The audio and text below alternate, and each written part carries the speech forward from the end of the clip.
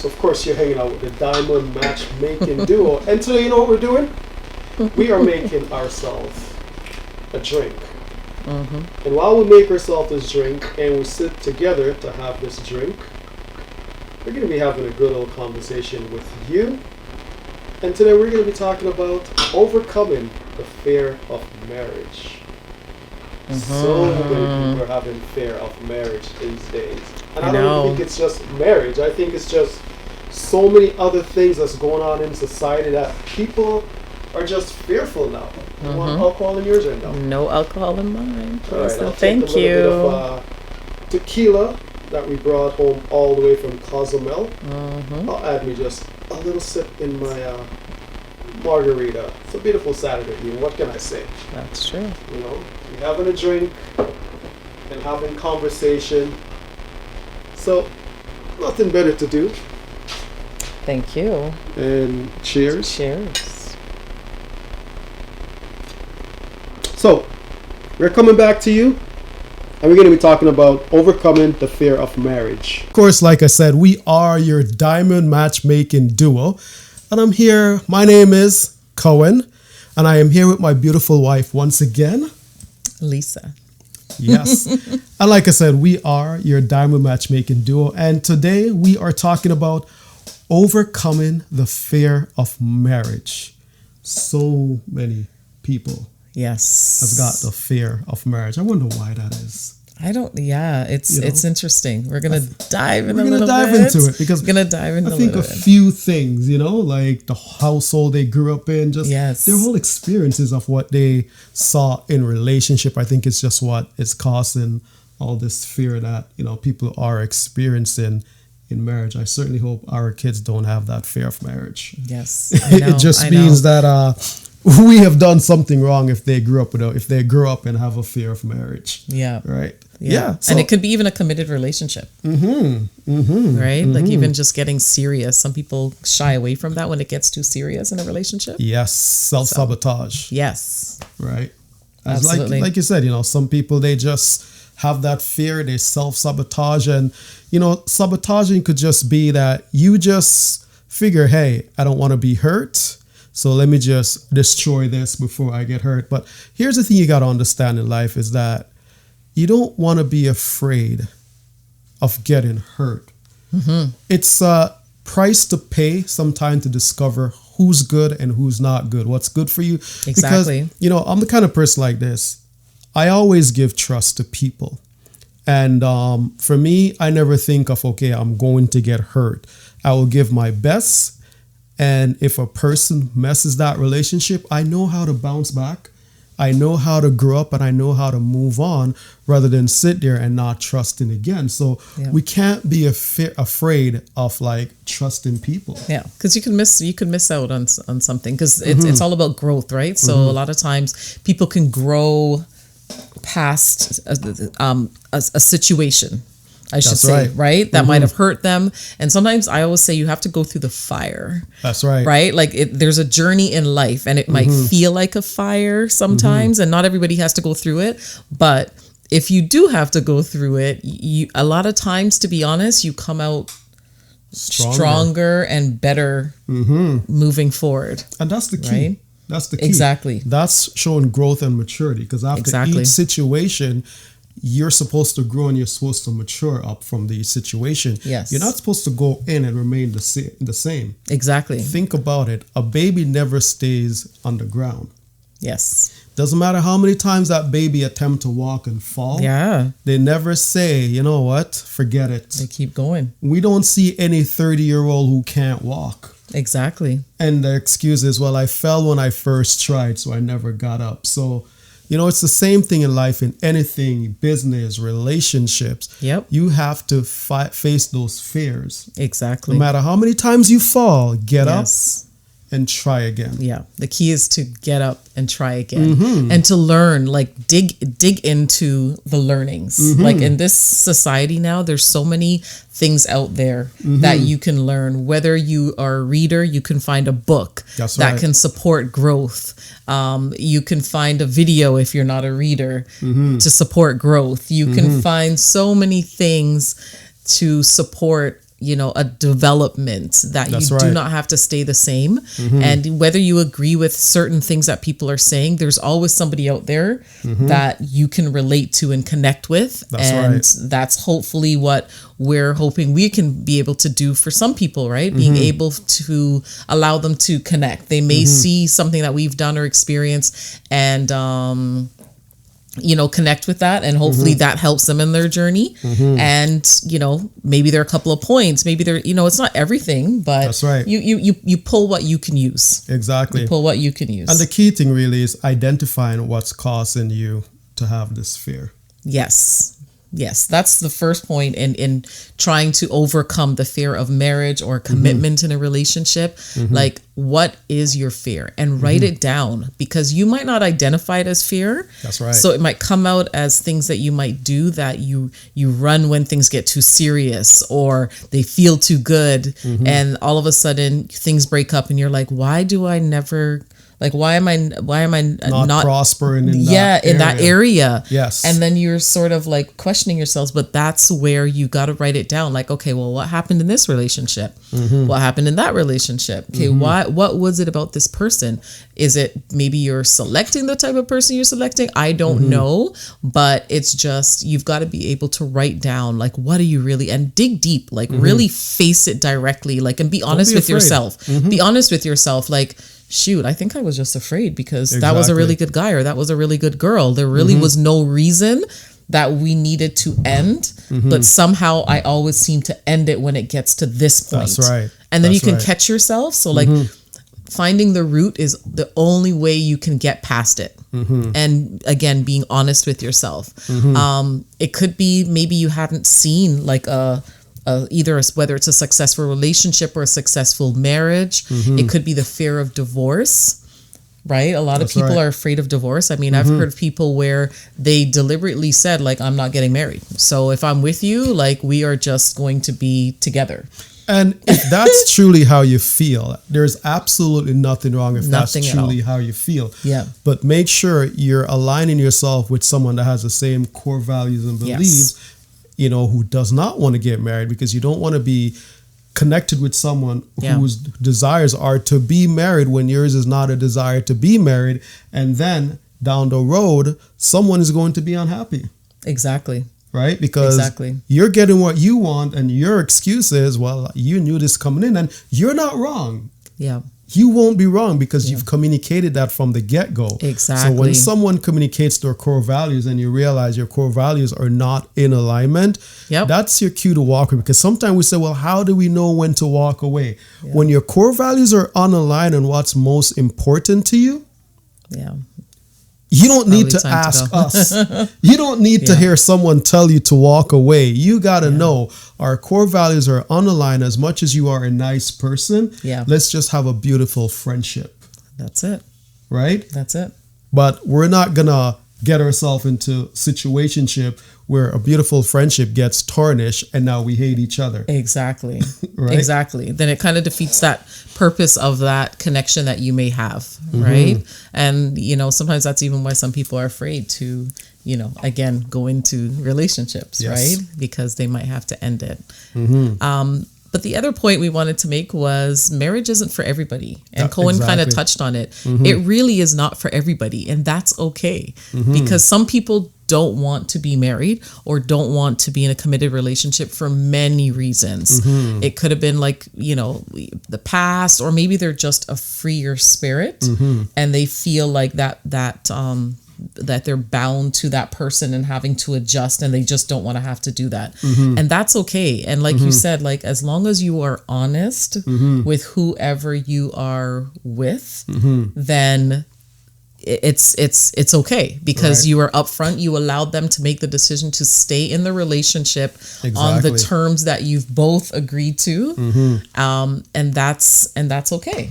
And another thing to think about as well is that if you're on the other hand where you meet someone who says, I have no desire to be married, and you know it's your desire, don't stick around hoping to change them. It's not going to change.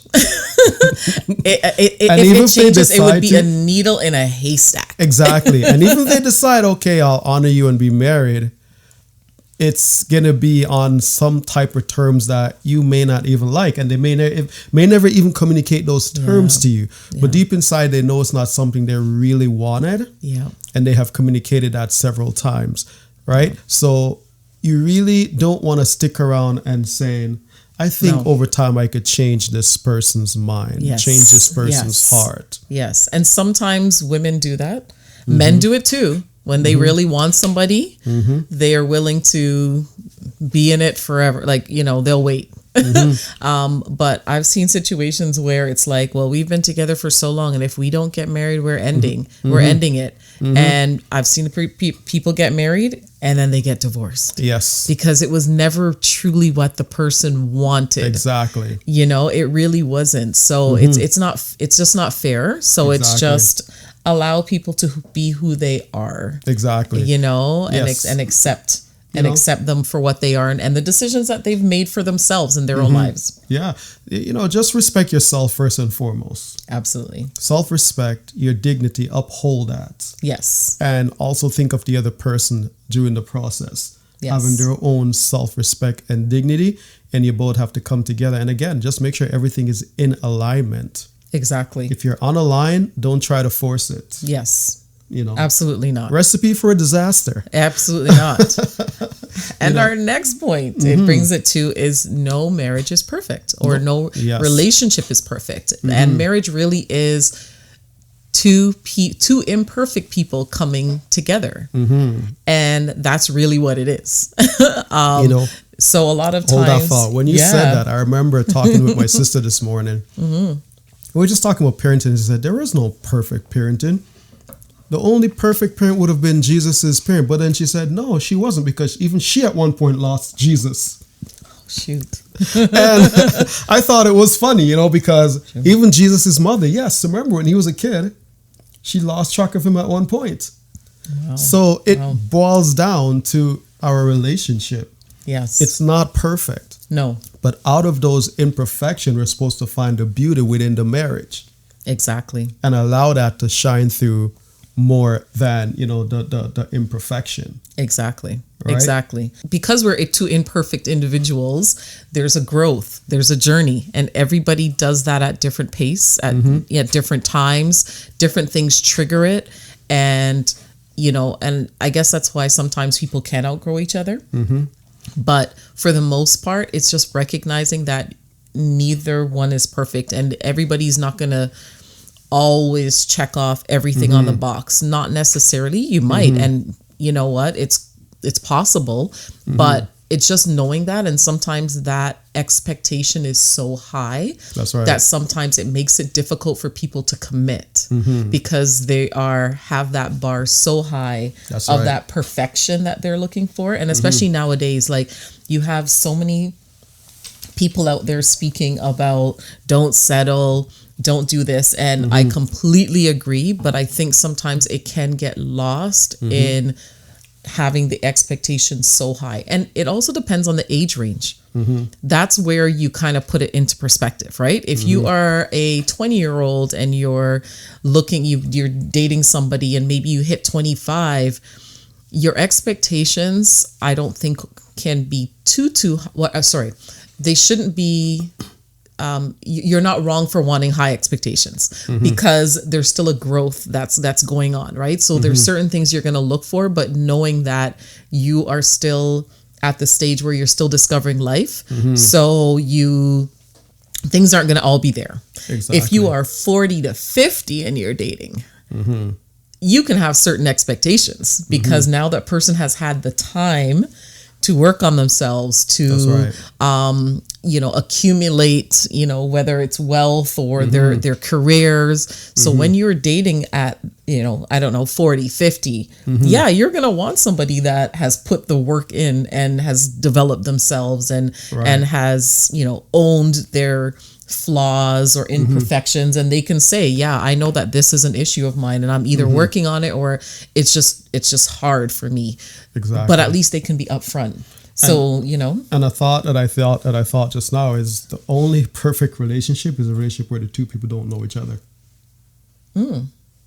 Yeah. If you don't know each other, then It's a perfect relationship. I have absolutely no expectation of you. Okay. You have none of me. Okay. Right? Yeah. And I'm just doing my thing and you're just doing yours. That's true too. That's the only form of a perfect That's true relationship. too. Because That's at true. the end of the day, you know, once you are committed to getting to know each other, Yeah. that's what causes us to screw up. Yeah. Because then, because now you have expectations and image and all of those things. And I think we just have to remember to give people that grace to just be people. Like, you know, there's some things that you might do and I'm like, okay. And vice versa. And vice versa. You but don't know each other, so it's not a real relationship. So there are no expectations there, and you just keep it going on your own individual path. It's so true. It's so true. So sometimes having unrealistic expectations is another thing that can cause problems in overcoming the fear. Exactly. Because if you have that unrealistic expectation of your partner, you've got to figure out, again, part of that digging deep. Where does that come from? Right? Like I know Cohen has always said too, like, you know, women tend to like dream of you know, their marriage and their weddings and all of those things, and men don't normally do that. No. But not every woman does either, right? So sometimes not understanding that or not having that drive, or if somebody did and somebody didn't, or maybe they did but now they're changing like who they are, all those things play a part, right? Like everybody has the dream, and then, you know, later on as you realize, oh, okay, it's not all, you know. You see, you guys dream of the day. We think of the life after. Yeah. What kind of what am I gonna leave back as a legacy? Yes, and men and women are, you know, that's the difference. You know, you Yeah. guys dream of the moments. We look at the overall. Yeah. What is my home going to be like? Yes, because I used to think of like the household. I'm gonna do this for my husband. I think You know. all those things, but then it's like the person you marry may or may not be that way. So now it's like, okay, now I got to change. Okay, so this is a different. Recollaborate. That is the thing of like, that's like the word I think in marriage and committed relationships is recollaborate. Having said that, it boils us to this thought: have you done the work to prepare yourself for a relationship? So that's the question you have to truly ask yourself. Have you put in the work to truly prepare yourself for a relationship? What are some of those things that you would do to prepare yourself for a relationship? Well, I think one of the things, depending on what you've experienced in life, is possibly even go to therapy to see if there's unhealed areas that you can be bringing into a relationship that could be hindering how you interact or how you interpret things from somebody. And if you're having the same triggers from somebody, like maybe I'm in a relationship and they did this and then they did this, and it's a same pattern, there could be something there for yourself that you need to examine. Some form of healing. Form of healing. Open wounds. Yep. And sometimes, to be honest, you might not even recognize that they're actually an unhealed thing. You might just realize like you're bothered and, you know, things just never seem to work out in life, period. It might not even stem from the relationship.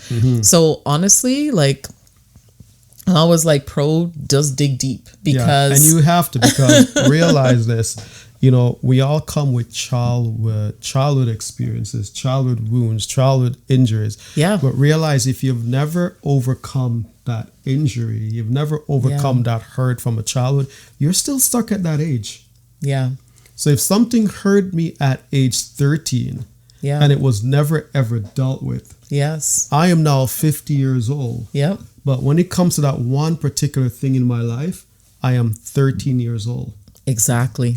So this is why sometimes you get people where you're shocked because of how they will behave about certain things, because certain things was never dealt with. It was never addressed. So there hasn't been the healing. And because they haven't healed from that, they are going to operate as a 13-year-old child. So when you see those little things, just realize someone is 50, but you're dealing with a 50-year-old package with like from the day they were born, certain traumas from the moment they were conceived, certain emotions from the moment they were conceived. They carry those emotions, and if they're not thoroughly sorted out, assessed and dealt with, you as a partner you're now committed to dealing and having all of that unpacked on you. Exactly. And the thing is too, is that you don't connect it to be a trauma because it's just how you were raised. Maybe you were in a home where, I don't know, maybe your mom wasn't as emotionally available. So now you become sort of a very like cold, stoic person. Emotions, it's like it seems like, why are you crying about this? Why are you doing this? Because you weren't nurtured with an emotionally available person. So a lot of times we don't connect our upbringing and our experiences as trauma, or nobody wants to accept that, hey, that actually traumatized me. So what happens is you're emotionally unavailable for people in your life. That's right. And you literally have no clue that if you went all the way back, that you realize, I was never taught, this, or I was never taught to hug, or I was never taught to do this. So it doesn't come natural to you. So it's something, again, you have to learn. So you have to do the work. So that's part of the work. Yes. That's so, when we think of past relationship, there's abuse, there's betrayal. Yeah. And it just goes on and on. And or you never see people work through something. You always see them, like, something happens and they're out. They're out. Yes. Right? They break up. So you don't even know how it is to work through because they never came issue. into it. They came into it physically. Yes. But never committed emotionally. Exactly. But along the way, they're looking for things. Is there potential for me to be heard? Yeah. And the first sign, I'm out. That's it. I will not be heard again. Yeah. Yeah. It's like a memory, like, dip. Yeah. You're gone. Yeah. I will not be heard again. Yeah. Right? Yeah. But like I said earlier, you have to take the chance. And yes, you got to take the chance, because how will you know who's going to be the person for you? Yeah. Right? You got to take the chance of being hurt. It's like you play the lotto. You take the chance every week. You spend that money for the chance of winning that mill. Yeah, and exactly. when you don't win, you don't complain and say, I just threw away my money. You get up the following week and you go and you play those same numbers all over. You got to do it. It's right? just, yeah. That's life. You got to do it. We can't shortchange people, but we invest so much in money. Yes, it's true. It's true. Because at the end of the day, people are who will make a difference in your life, not your money, no matter how much money you have. Exactly. Because you can have all the money laying here beside you on the couch. Yeah. And if you fall ill and someone is not there, what good is the money? It's not going to dial 911 for you. But until someone comes in, see you on the couch. Need people in life. Yeah. That's the difference. What my mom always says, right? We've been put on this earth to be available for people, and that may mean friendships and things like that. But in terms of relationships, it's the same thing. That's a lot of people want that companion, that connection, that person that they can trust. That's right. In a relationship or in a marriage. So we're here for each other, but we just have to be open, honest, do the work in order to overcome that fear. And then, think about like even just how to overcome the fear is like just preparing yourself. We prepared ourselves. I think we prepared ourselves. We prepared. I think we did. How did we really prepare ourselves though? Yeah, I think we talked a lot, definitely communicated a lot. We were always talking. We communicated a lot. Yeah, sometimes too much. Yeah. We talked a lot. Setting goals, right? Setting goals for the relationship and certain milestones, and whether we hit it or didn't hit it, it was just at least something to move forward to. But hold on, not only did we talk a lot, we also had some fights along the way. Yes, we did. And after every fight, you're supposed to get to know each other better. Yeah. So if you're saying, oh yeah, we've never fought, you know what, then you really don't know the person you're with. You're only seeing the one dimension of that person. It's true. So you need to see a person hurt. You need to see them upset. You need to see them happy. You need to see all their emotions to see how they conduct themselves. Because if you don't know how they conduct themselves when they're upset, what happens if they get upset one day in public at the wrong thing and they become the person that you'd be shocked to realize that's not what I want. Like, hello, who are you? Exactly. So it's important. I'm not saying to go and provoke a person, right? But I'm just saying you really need to see the person for truly who they are. Yes. Before you enter into those serious commitments. Exactly. Right? So you should be doing things along the way, and along the way, you know, you get to understand who the person is and what they're all about, and how they're emotionally built. Are they resilient? And another thing too, you got to stop to think, to prepare, is you got to question a person's background, their parent. What type of home are you coming from? Yes. Was your mom and dad married? Yes. How did your mom and dad resolve their issues? Yes, exactly. Right? Because you got to understand, whatever home they're coming from is what they're taking. Yes. Okay? To bring into a relationship with you. Yes. So sometimes you got to go around and interview even the parents without them knowing that you're interviewing. Yeah, you got to go and interview. Siblings, everybody, because everybody has different experiences in the household. So you might have been okay with your parents in that dynamic, but your sibling might not have. So then that says to me that, this could be something else in the way, because some people are more resilient than others. That's right. Right? But like, I was watching a show the other day, and this person said traumas pass down, they say, up to 7 generations. Think about that. 7 generations. Trauma can pass, and it actually changes the DNA as the trauma gets passed down.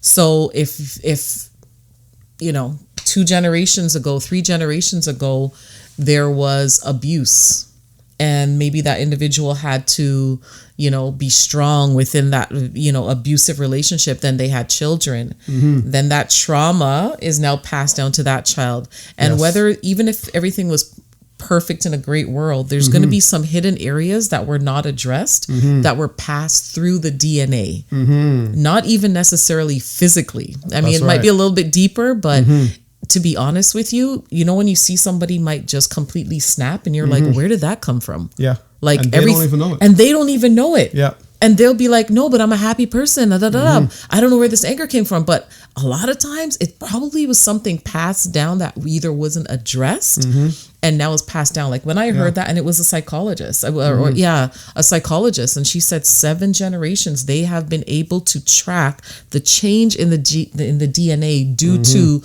these deep responses to situations.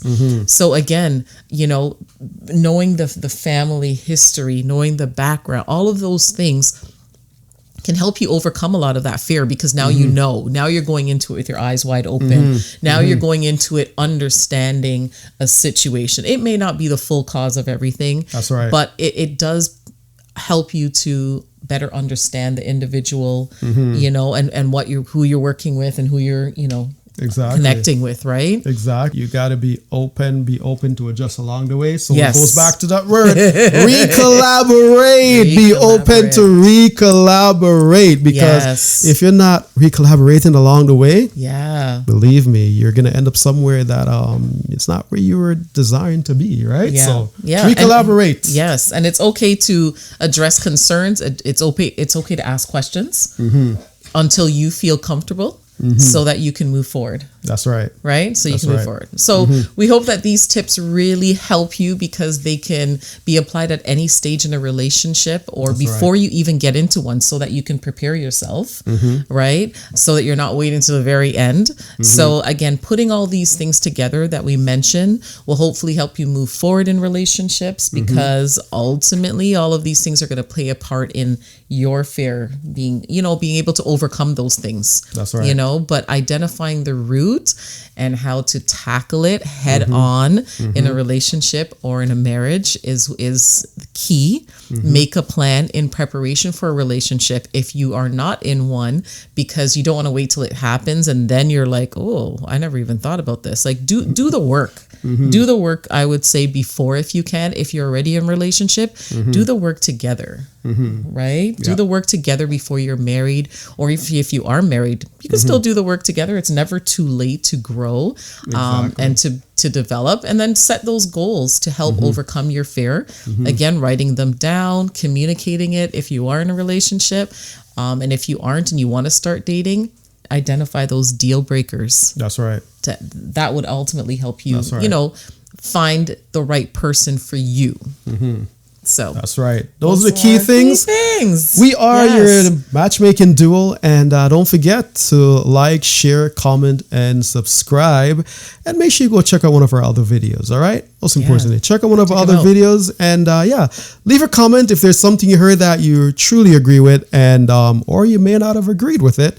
Yeah. Leave it in the comments. We love your comments. We love your feedback. We love your engagement. Until then, we will see you next time. I am going to finish my drink. Me too. And enjoy the rest of my evening. Cheers.